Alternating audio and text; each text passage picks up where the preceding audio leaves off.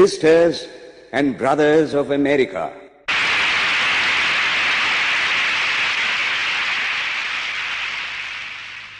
It fills my heart with joy unspeakable to rise in response to the warm and cordial welcome which you have given us.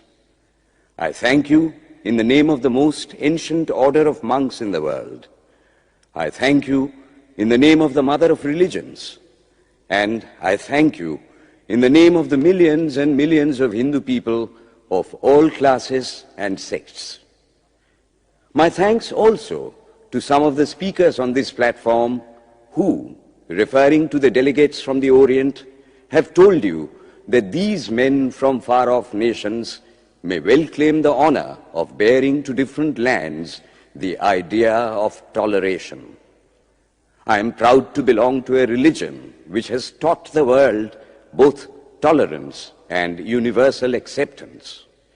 We believe not only in universal toleration, but we accept all religions as true. I am proud to belong to a nation which has sheltered the persecuted and the refugees of all religions and all nations of the earth.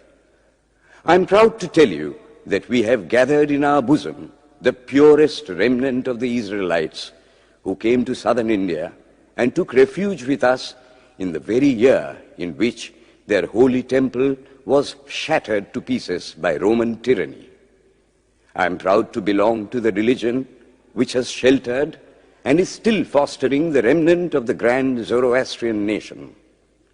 I will quote to you, brethren, a few lines from a hymn which I remember to have repeated from my earliest boyhood, which is every day repeated by millions of human beings. As the different streams, having their sources in different places, all mingle their water in the sea, so, O Lord, the different paths which men take through different tendencies, various though they appear, crooked or straight, all lead to Thee. The present convention, which is one of the most august assemblies ever held, is in itself a vindication, a declaration to the world of the wonderful doctrine preached in the Gita. Whosoever comes to me, through whatsoever form, I reach him. All men are struggling through paths which in the end lead to me. Sectarianism, bigotry, and its horrible descendant, fanaticism, have long possessed this beautiful earth. They have filled the earth with violence, drenched it often and often with human blood, destroyed civilization, and sent whole nations to despair. Had it not been for these horrible demons, human society would be far more advanced than it is now. But their time is come, and I fervently hope that the bell that tolled this morning in honor of this convention may be the death knell of all fanaticism, of all persecutions with the sword or with the pen, and of all uncharitable feelings between persons wending their way to the same goal.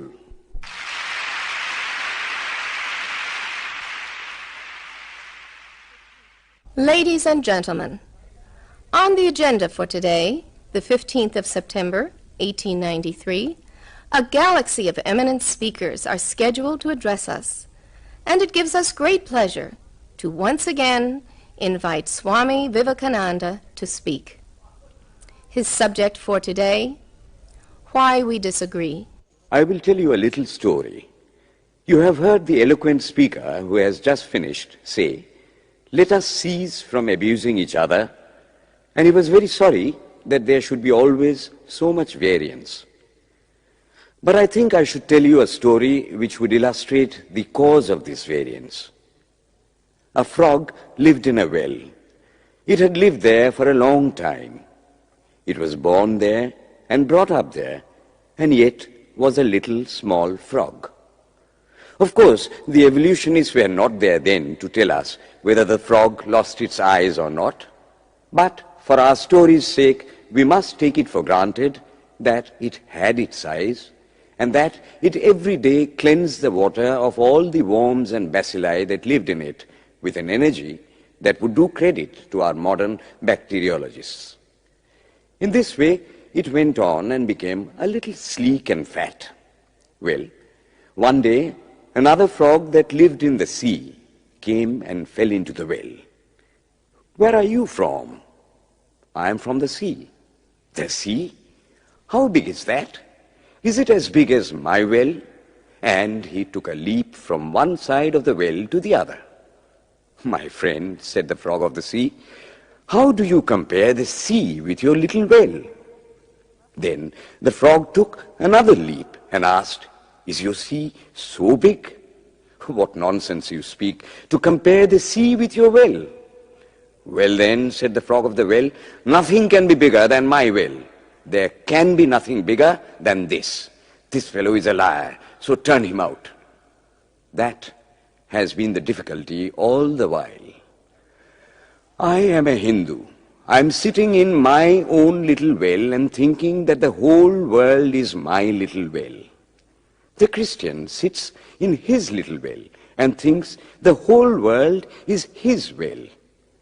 The Mohammedan sits in his little well and thinks that is the whole world.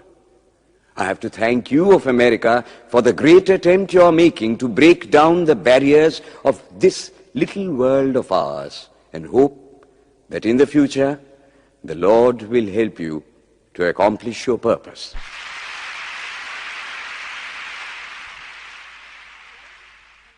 Delegates and friends, today, the 19th of September, 1893, is the 9th day of the World's Parliament of Religions.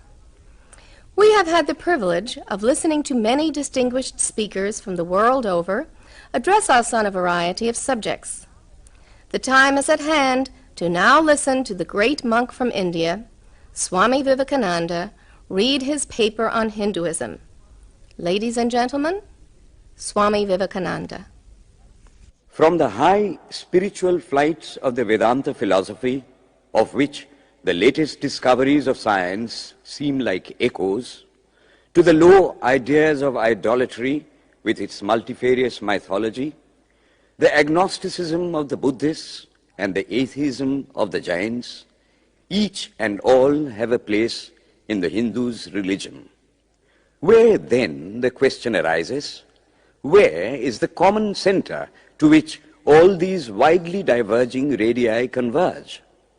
Where is the common basis upon which all these seemingly hopeless contradictions rest?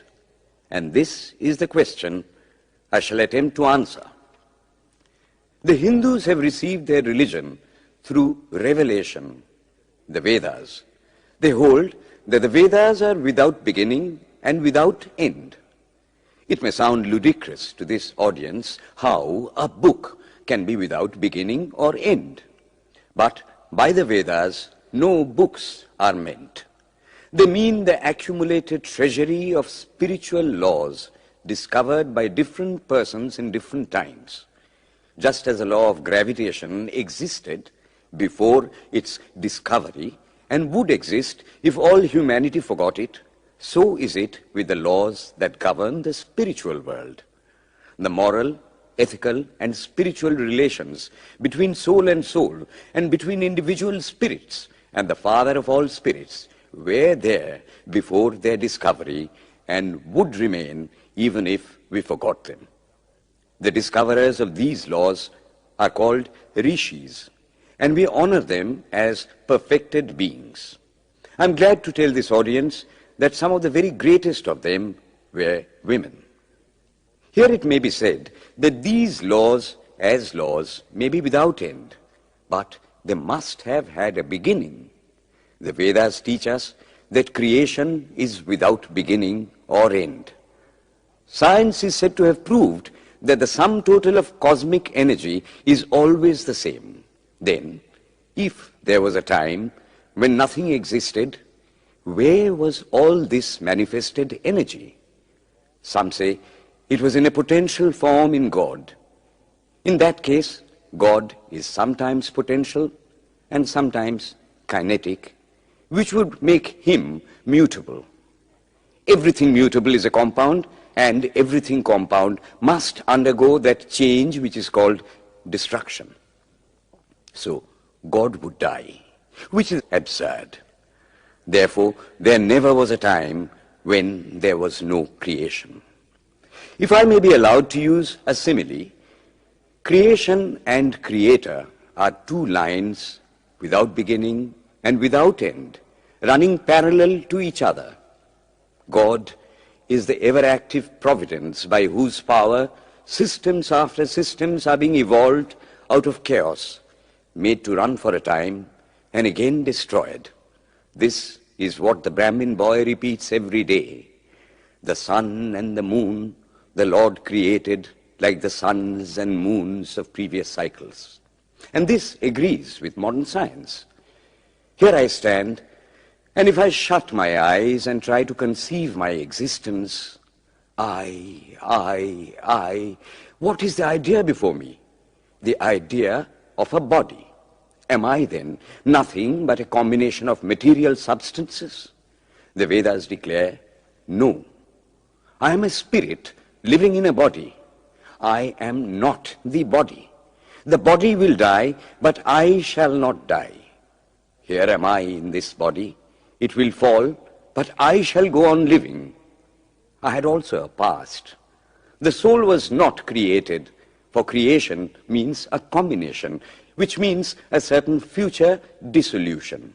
If then the soul was created, it must die. Some are born happy, enjoy perfect health with beautiful body, mental vigor, and all wants supplied. Others are born miserable. Some are without hands or feet.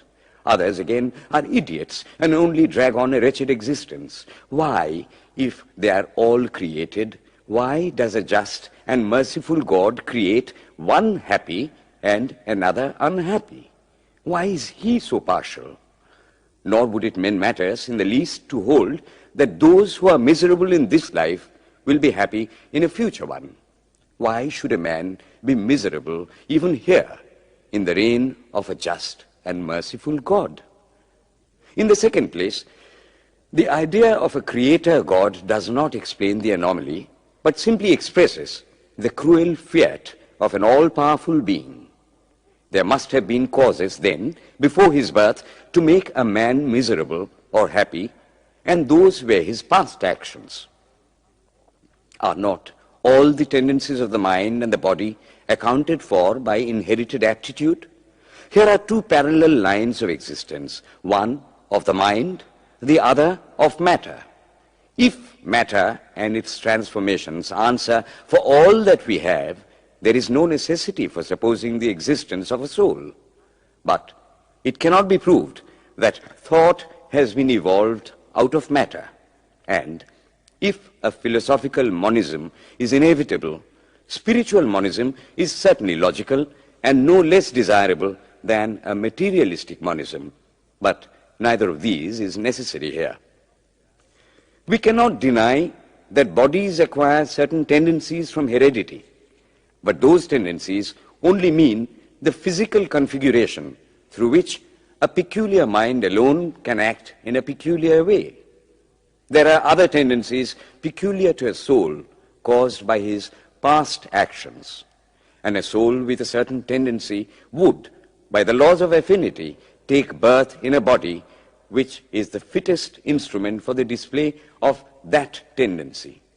This is in accord with science, for science wants to explain everything by habit, and habit is got through repetitions. So, repetitions are necessary to explain the natural habits of a newborn soul, and since they were not obtained in this present life, they must have come down from past lives. There is another suggestion. Taking all these for granted, how is it that I do not remember anything of my past life? This can be easily explained. I am now speaking in English. It is not my mother tongue. In fact, no words of my mother tongue are now present in my consciousness. But let me try to bring them up. And they rush in. That shows that consciousness is only the surface of the mental ocean, and within its depths are stored up all our experiences. Try and struggle. They would come up, and you would be conscious even of your past life. This is direct and demonstrative evidence. Verification is the perfect proof of a theory, and here is the challenge thrown to the world by the rishis. We have discovered the secret by which the very depths of the ocean of memory can be stirred up. Try it, and you would get a complete reminiscence of your past life. So then, the Hindu believes that he is a spirit. Him the sword cannot pierce, him the fire cannot burn, him the water cannot melt, him the air cannot dry. Is nowhere but whose center is located in the body, and that death means the change of this center from body to body. Nor is the soul bound by the conditions of matter. In its very essence, it is free, unbounded, holy, pure, and perfect.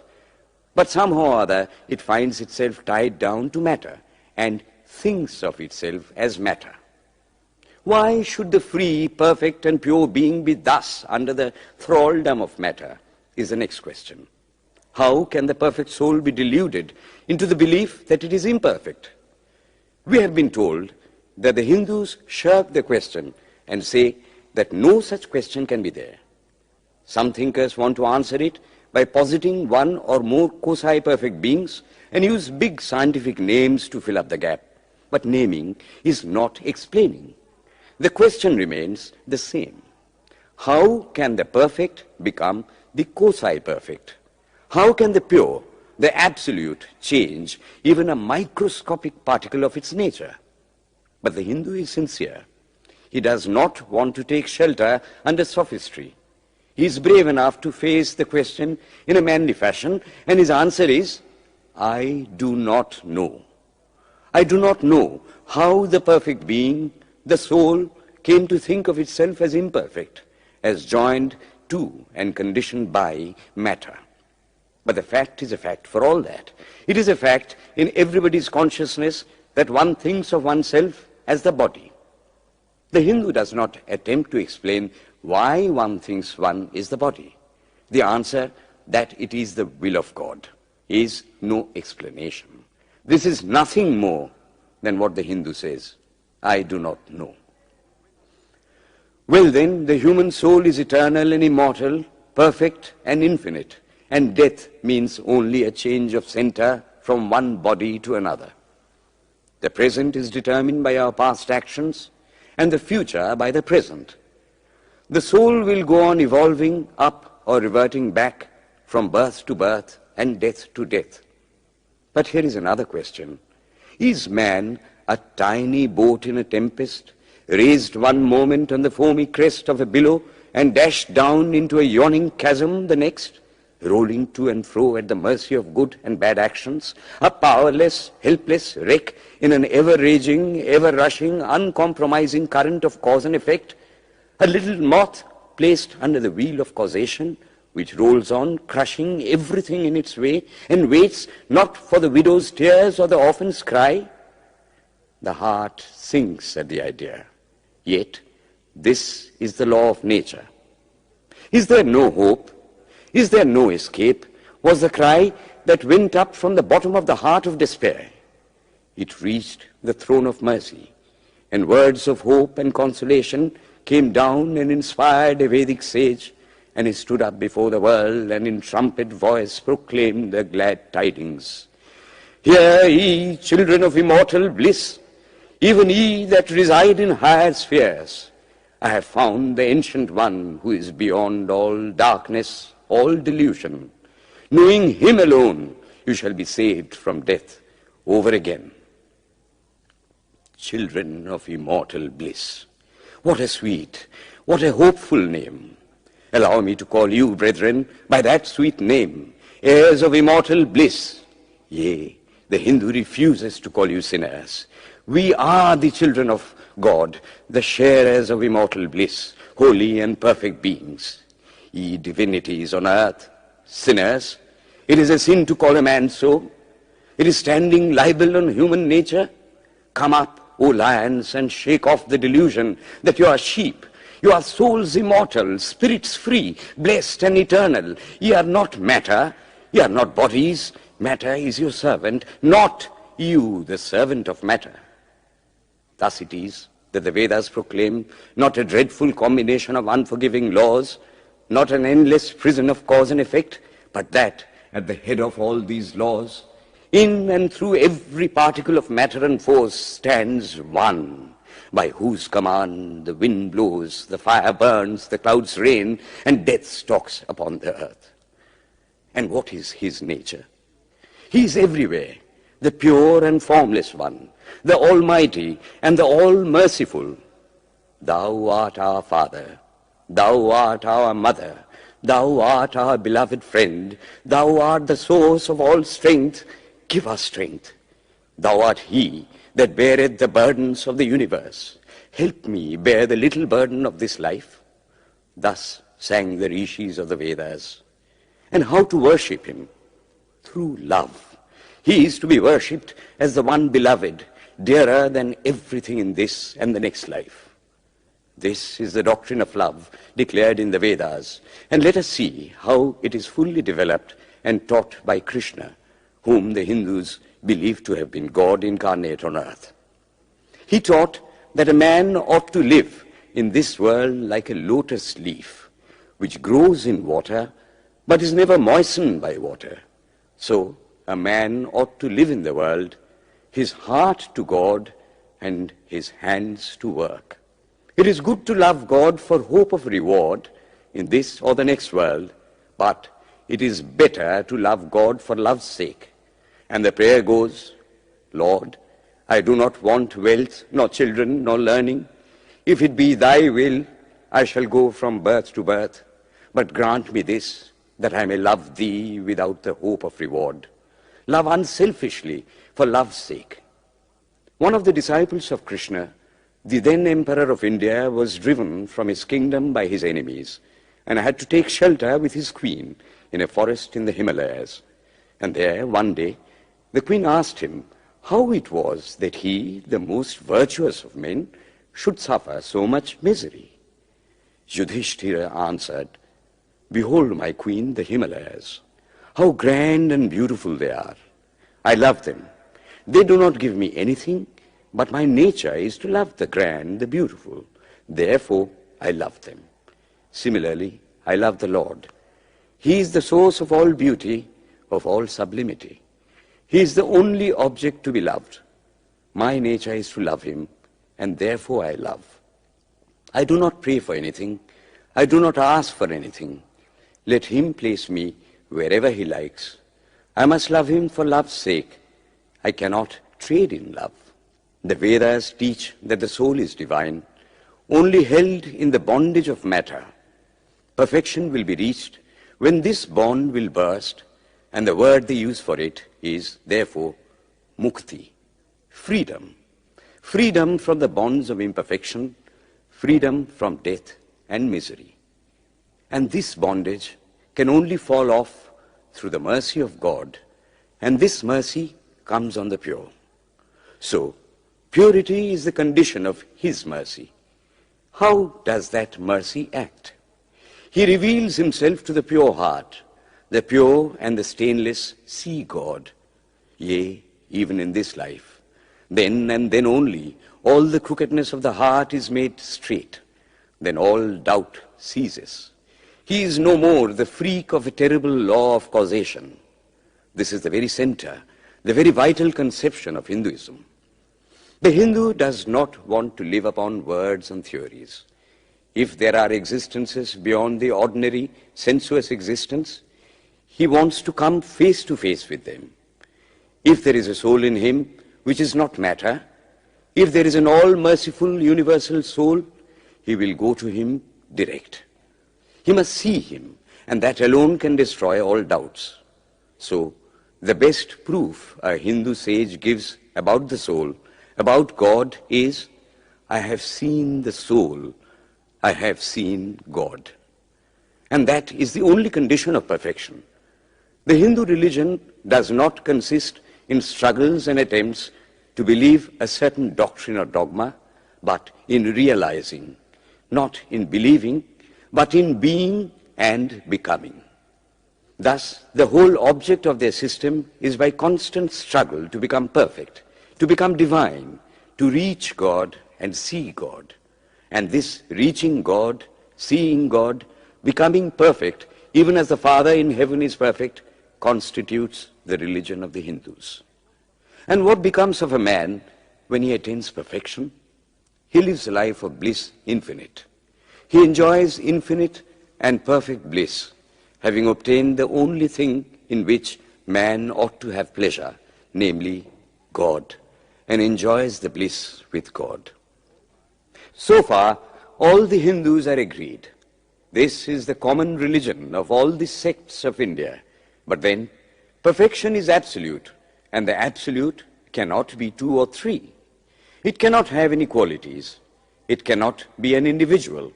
And so, when a soul becomes perfect and absolute, it must become one with Brahma, and it would only realize the Lord as the perfection, the reality of its own nature and existence, the existence absolute, knowledge absolute, and bliss absolute. We have often and often read this called the losing of individuality and becoming a stock or a stone. He jests at scars that never felt a wound. I tell you, it is nothing of the kind. If it is happiness to enjoy the consciousness of this small body, it must be greater happiness to enjoy the consciousness of two bodies, the measure of happiness increasing with the consciousness of an increasing number of bodies, the aim, the ultimate of happiness being reached when it would become a universal consciousness. Therefore, to gain this infinite universal individuality, this miserable little prison individuality must go. Then alone can death cease when I am one with life. Then alone can misery cease when I am one with happiness itself. Then alone can all error cease when I am one with knowledge itself. And this is the necessary scientific conclusion. Science has proved to me that physical individuality is a delusion, that really my body is one little continuously changing body in an unbroken ocean of matter, and Advaita, or unity, is the necessary conclusion with my other counterpart, soul. Science is nothing but the finding of unity. As soon as science would reach perfect unity, it would stop from further progress, because it would reach the goal. Thus, chemistry could not progress farther when it would discover one element out of which all others could be made.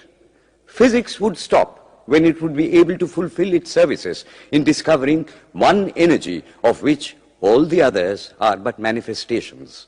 And the science of religion become perfect when it would discover Him who is the one life in a universe of death, Him who is the constant basis of an ever-changing world, one who is the only soul of which all souls are but delusive manifestations.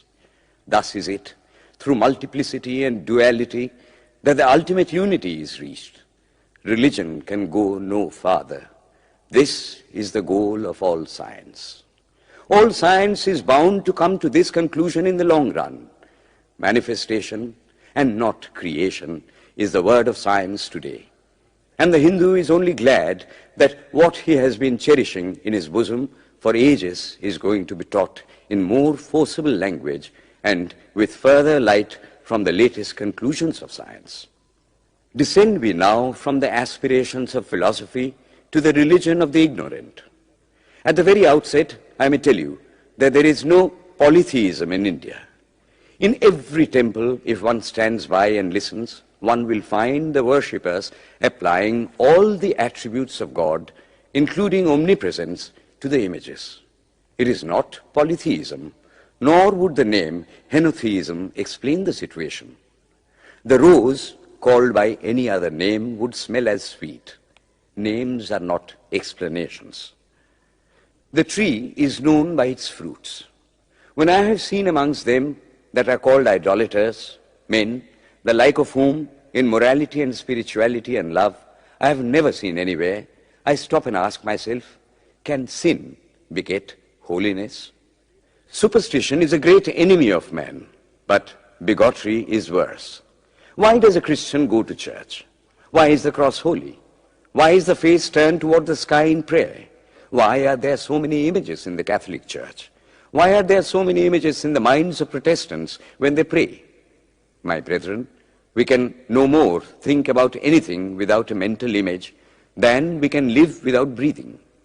By the law of association, the material image calls up the mental idea and vice versa. This is why the Hindu uses an external symbol when he worships. He will tell you it helps to keep his mind fixed on the being to whom he prays. He knows, as well as you do, that the image is not God, is not omnipresent. After all, how much does omnipresence mean to almost the whole world? It stands merely as a word, a symbol. Has God superficial area? If not, when we repeat that word omnipresent, we think of the extended sky or of space. That is all. As we find that somehow or other, by the laws of our mental constitution, we have to associate our ideas of infinity with the image of the blue sky or of the sea, so we naturally connect our idea of holiness with the image of a church, a mosque, or a cross. The Hindus have associated the ideas of holiness, purity, truth, omnipresence, and such other ideas with different images and forms. But with this difference, that while some people devote their whole lives to their idol of a church and never rise higher, because with them religion means an intellectual assent to certain doctrines and doing good to their fellows, the whole religion of the Hindu is centered in realization. Man is to become divine by realizing the divine. Idols or temples or churches or books are only the supports, the helps of his spiritual childhood, but on and on he must progress. He must not stop anywhere. External worship, material worship, say the scriptures, is the lowest stage. Struggling to rise high, mental prayer is the next stage. But the highest stage is when the Lord has been realized. Mark, the same earnest man who is kneeling before the idol tells you, him the sun cannot express, nor the moon, nor the stars, the lightning cannot express him, nor what we speak of as fire. Through him they shine. But he does not abuse anyone's idol or call its worship sin. He recognizes in it a necessary stage of life. The child is father of the man. Would it be right for an old man to say that childhood is a sin or youth is a sin? If a man can realize his divine nature with the help of an image, would it be right to call that a sin? Nor, even when he has passed that stage, should he call it an error. To the Hindu, man is not traveling from error to truth, but from truth to truth, from lower to higher truth. To him, all the religions, from the lowest fetishism to the highest absolutism, mean so many attempts of the human soul to grasp and realize the infinite, each determined by the conditions of its birth and association, and each of these marks a stage of progress. And every soul is a young eagle soaring higher and higher, gathering more and more strength till it reaches the glorious sun. Unity in variety is the plan of nature, and the Hindu has recognized it. Every other religion lays down certain fixed dogmas and tries to force society to adopt them. It places before society only one coat which must fit Jack and John and Henry all alike. If it does not fit John or Henry, he must go without a coat to cover his body. The Hindus have discovered that the absolute can only be realized or thought of or stated through the relative, and the images, crosses and crescents are simply so many symbols, so many pegs to hang spiritual ideas on. It is not that this help is necessary for everyone, but those that do not need it have no right to say that it is wrong, nor is it compulsory in Hinduism. One thing I must tell you, idolatry in India does not mean anything horrible. It is not the mother of harlots. On the other hand, it is the attempt of undeveloped minds to grasp high spiritual truths. The Hindus have their faults, they sometimes have their exceptions, but mark this, they are always for punishing their own bodies and never for cutting the throats of their neighbors. If the Hindu fanatic burns himself on the pyre, he never lights the fire of inquisition. And even this cannot be laid at the door of his religion any more than the burning of witches can be laid at the door of Christianity. To the Hindu, then, the whole world of religions is only a traveling, a coming up of different men and women through various conditions and circumstances to the same goal. Every religion is only evolving a God out of the material man, and the same God is the inspirer of all of them. Why, then, are there so many contradictions? They are only apparent, says the Hindu. The contradictions come from the same truth, adapting itself to the varying circumstances of different natures. It is the same light coming through glasses of different colors, and these little variations are necessary for purposes of adaptation. But in the heart of everything, the same truth reigns. The Lord has declared to the Hindu in his incarnation as Krishna, I am in every religion as a thread through a string of pearls. Wherever thou seest extraordinary holiness and extraordinary power raising and purifying humanity, know thou that I am there. And what has been the result? I challenge the world to find throughout the whole system of Sanskrit philosophy any such expression as that the Hindu alone will be saved and not others. Says Vyasa, we find perfect men even beyond the pale of our caste and creed. One thing more, how then can the Hindu, whose whole fabric of thought centers in God, believe in Buddhism, which is agnostic, or in Jainism, which is atheistic? The Buddhists or the Jains do not depend upon God, but the whole force of their religion is directed to the great central truth in every religion, to evolve a God out of man. They have not seen the Father, but they have seen the Son. And he that hath seen the Son hath seen the Father also. This, brethren, is a short sketch of the religious ideas of the Hindus.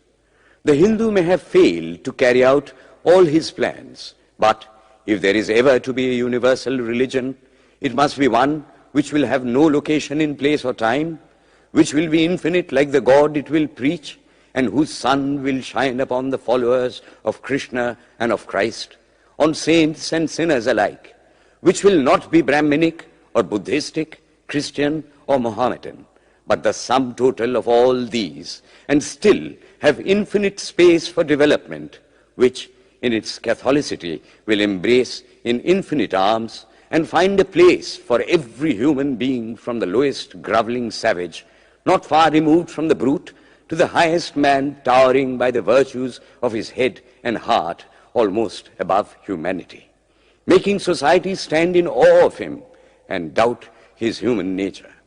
It will be a religion which will have no place for persecution or intolerance in its polity, which will recognize divinity in every man and woman, and whose whole scope, whose whole force will be centered in aiding humanity to realize its own true divine nature.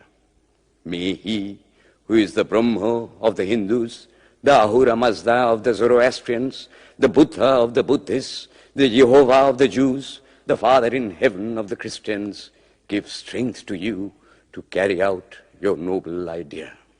The star arose in the east. It traveled steadily towards the west, sometimes dimmed and sometimes effulgent, till it made a circuit of the world. And now it is again rising on the very horizon of the east, the borders of the sun-pole, 1,000-fold more effulgent than it ever was before.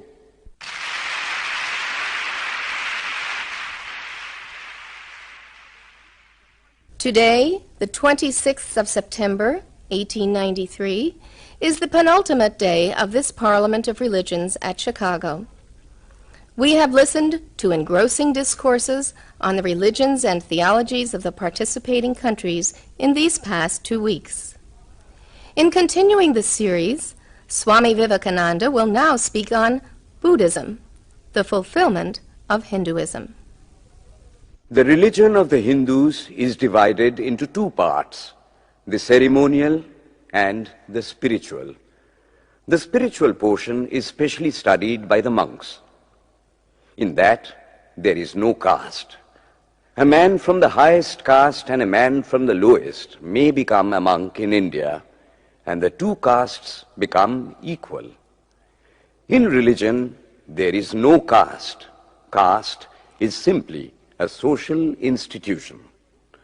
When Buddha was teaching, Sanskrit was no more the spoken language in India. It was then only in the books of the learned. Some of Buddha's Brahmin disciples wanted to translate his teachings into Sanskrit, but he distinctly told them, "I am for the poor, for the people. Let me speak in the tongue of the people."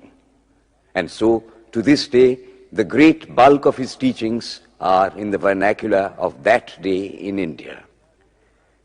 Whatever may be the position of philosophy, whatever may be the position of metaphysics, so long as there is such a thing as death in the world, so long as there is such a thing as weakness in the human heart, so long as there is a cry going out of the heart of man in his very weakness, there shall be a faith in God.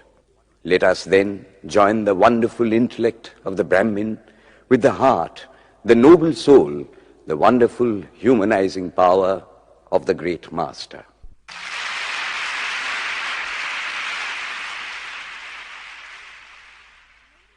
Ladies and gentlemen, in a short while from now, the World's Parliament of Religions at Chicago will come to a close. And this day, the 27th of September, 1893, will go down in history as a landmark for more reasons than one. It is in the fitness of things that we now call upon Swami Vivekananda from India to address this final session. The world's Parliament of Religions has become an accomplished fact, and the merciful Father has helped those who labored to bring it into existence and crown with success their most unselfish labor. My thanks to those noble souls whose large hearts and love of truth first dreamt this wonderful dream and then realized it. My thanks to the shower of liberal sentiments that has overflowed this platform. My thanks to this enlightened audience for their uniform kindness to me and for their appreciation of every thought that tends to smooth the friction of religions. A few jarring notes were heard from time to time in this harmony. My special thanks to them, for they have, by their striking contrast, made the general harmony the sweeter. Much has been said of the common ground of religious unity. I am not going just now to venture my own theory, but if anyone here hopes that this unity will come by the triumph of any one of the religions and the destruction of the others, to him I say, brother, yours is an impossible hope. Do I wish that the Christian would become Hindu? God forbid. Do I wish that the Hindu or Buddhist would become Christian? God forbid.